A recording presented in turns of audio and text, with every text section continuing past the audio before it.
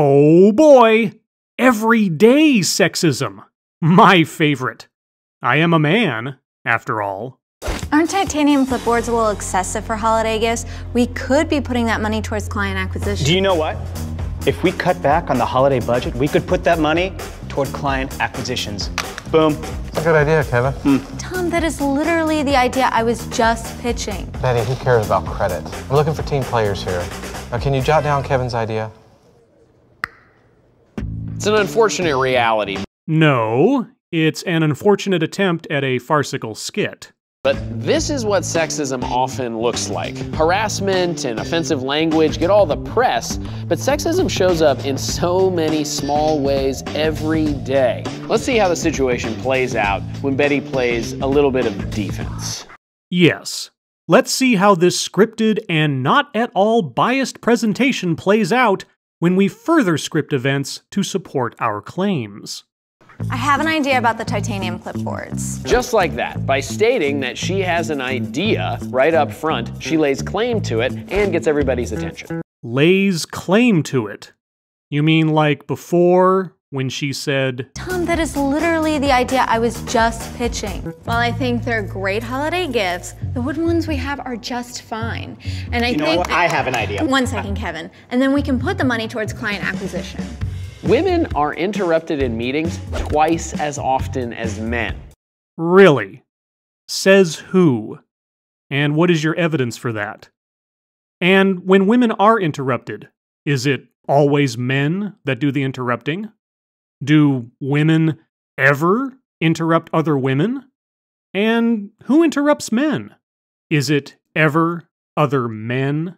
But Betty here fought against it by calling out the interruption and then just continuing on. I think the money would be better spent growing the company. Betty's idea is a good one. Divert bloated funds from office supplies to business growth. That's called amplification. It could also be called sucking up.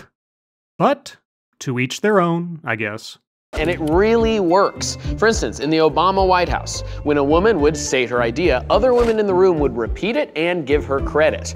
So the women in the Obama White House collectively conceded that they and their female colleagues were not forthright enough to stand up for themselves as individuals. Got it. Amplification solidifies her ownership to the entire room. Great. Let's drop a plan and Betty, you take point. On it. Oh, and can you make some coffee? The pot's empty. Yes, Betty. It's your turn to make the coffee since you emptied out the last pot. Office rules. Studies show What studies? that women, even in managerial positions, are often asked to do menial chores like make coffee or make copies. Asked? What? You think women have a choice?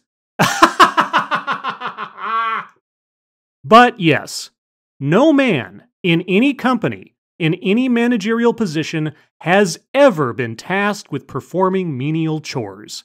This is exclusively a burden shouldered by female managers. Got it. Don't be afraid to deflect it and pass the task to a man. Don't be afraid to try and dodge a task you've been assigned and make someone else responsible for it. Well, so long as they have a penis. And with this policy, you will decrease sexism in the workplace. Got it.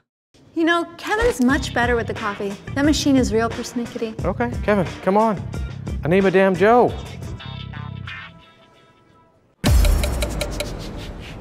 So in this revised scenario, Kevin is only guilty of interrupting Betty. And so in retaliation, Betty talks back to her superior, intentionally deflects a task request onto a male coworker, and then smiles smugly at him in victory. Yes, ladies, be like Betty. Be a vindictive, sexist asshole. Don't let your attitude graduate from high school, and never, ever betray the sisterhood. These are the rules for success.